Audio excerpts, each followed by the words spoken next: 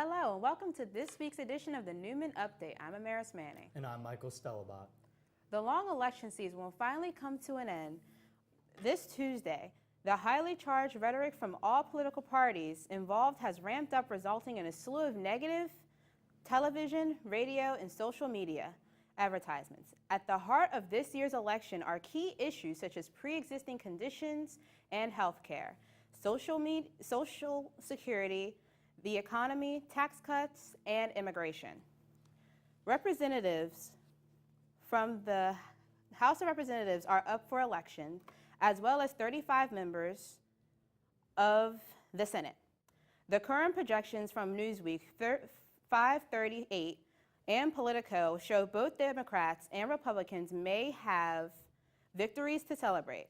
The Democrats are poised to take control of the House, while the Republicans are on track to keep control of the Senate by a slim majority. Neumann University will once again be a polling place for local citizens in Aston.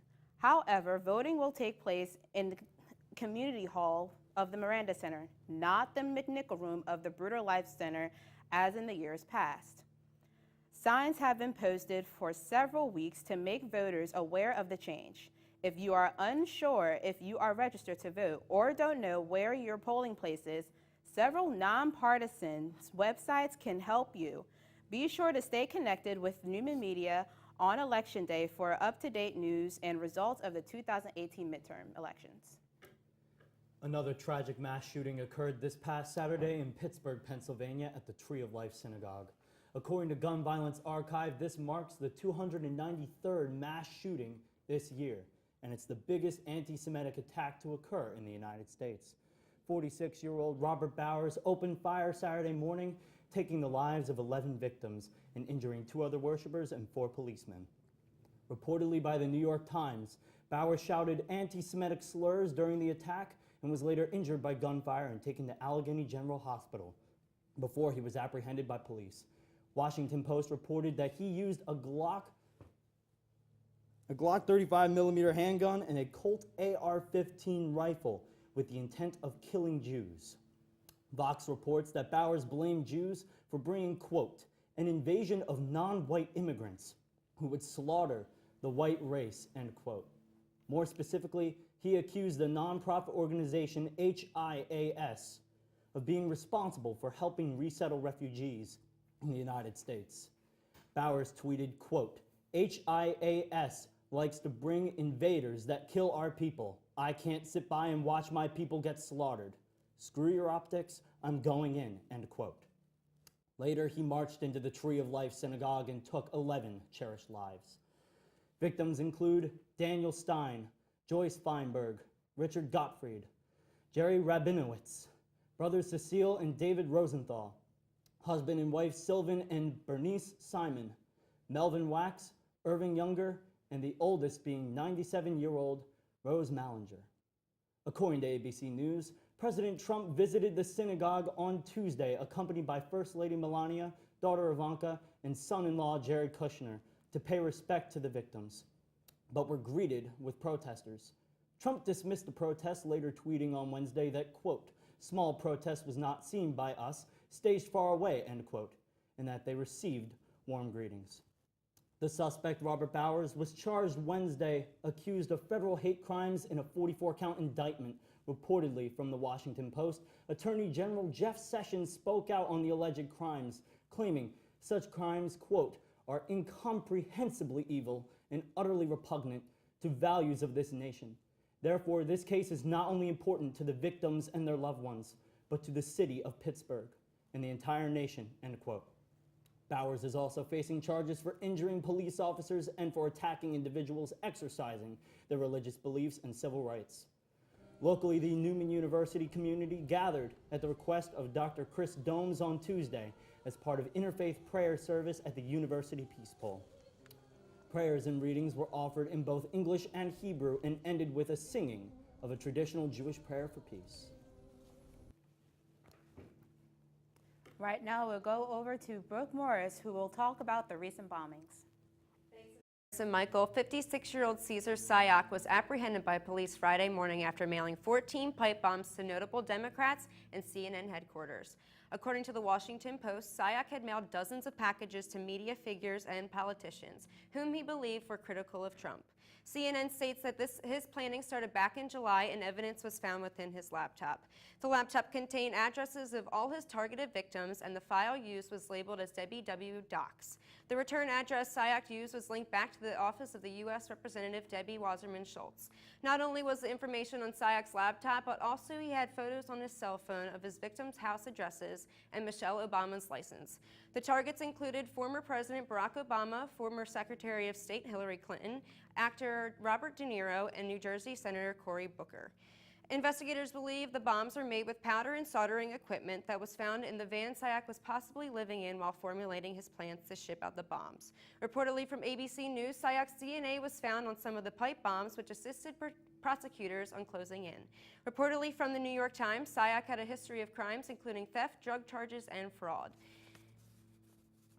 According to CNN, Sayak is being held in a federal detention in Miami, Florida, and he might face up to 48 years in prison if convicted. Let's send it back to Amaris and Michael at the desk. Thanks, Brooke. Sleep Out for the Homelessness is a nationwide movement that enlightens participants to the condition of being homeless for a night.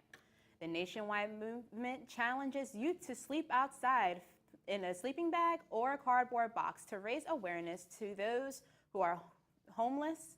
The movement took over the Miranda Center front lawn last night as some students accepted the challenge. I chose to do the Sleep Out for Homelessness in a way to bring awareness and in solidarity for those that experience homelessness every night. One of the main reasons we do it on the Miranda Center is that way when people are arriving to school or driving by, they see us here. And as I said, it's a way to bring awareness for those that experience this and bridge the gap. My parents taught me to care for those who are less fortunate, and I wanted to do something to try and help make a difference. It's a very good experience to raise awareness. It's a lot more impactful than just talking about it. You can talk there's people who live on the streets in cardboard boxes, but actually feeling it. My first year it was so cold. I had layers and layers and it was still cold. So it's really eye-opening. I believe more people should participate in this event so we can raise more awareness and others can see how many people care about this and want to make a difference. Halloween traces back to the pre-Christian Celtic festival of Samhain, also known as Hallows Eve, where Catholics dressed up as saints in honor of the ghost of the dead. This then led into the trick-or-treat tradition, where trick refers to a threat on someone's home or property if they did not give a treat to the child. Every year, people of all ages wait patiently for haunted attractions to open again, just to get the scare they love. Philadelphia is home to many famous haunted attractions, including Eastern State Penitentiary. Legendary mob boss Al Capone, also known as Scarface, served 8 months in a cell for carrying a concealed, unlicensed .38 caliber revolver. Eastern State Penitentiary also hosts one of the scariest attractions in the tri-state area, known as Terror Behind the Walls.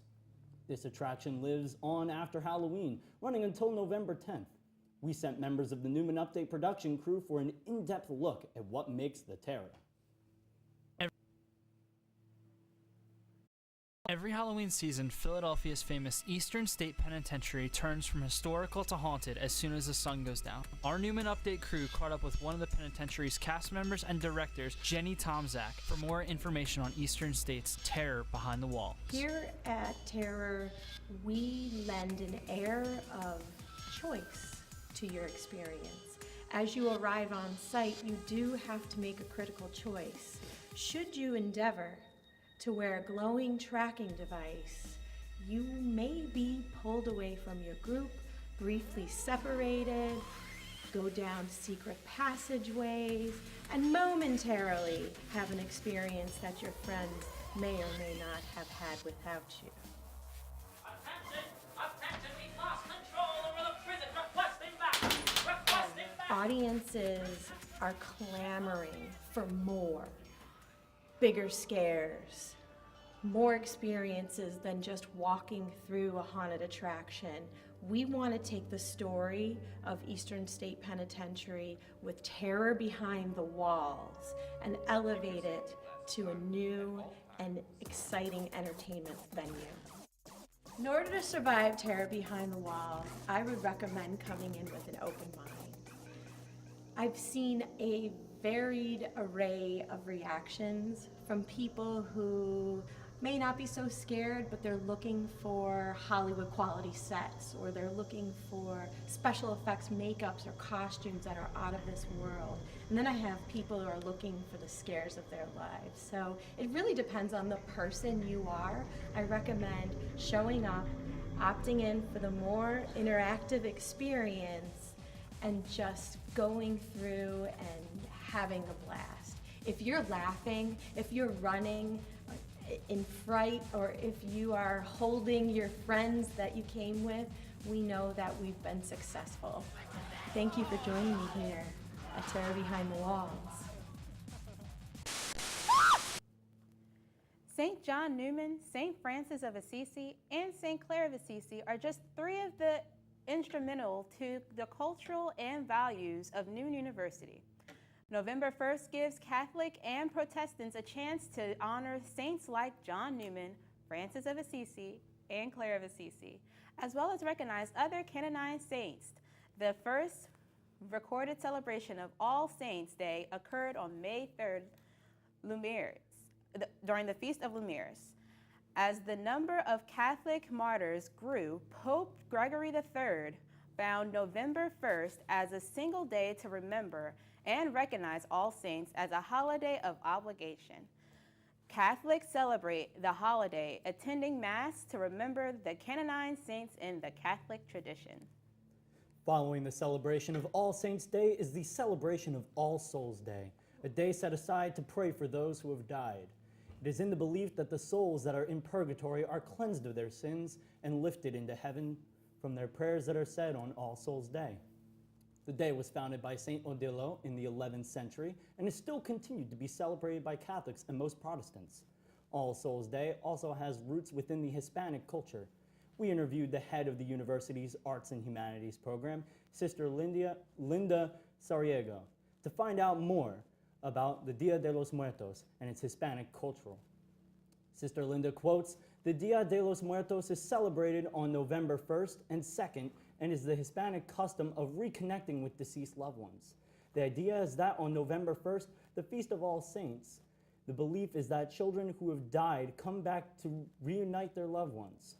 On November 2nd, the Feast of All Souls' Day is then the adult spirits reunite Latinos or Hispanics celebrate death. While they are sad, when someone they love dies, they use the time of Dia de los Muertos to have a picnic, to visit the cemeteries, and to spend time telling stories of the memories. This celebration stems from the religious faith of the Latino peoples and in the belief that when you love someone, even if they die, they are never really away from you." End quote. That's all for this week's update. I'm Maris Manning. And I'm Michael Stellabot. Have a great weekend, everybody.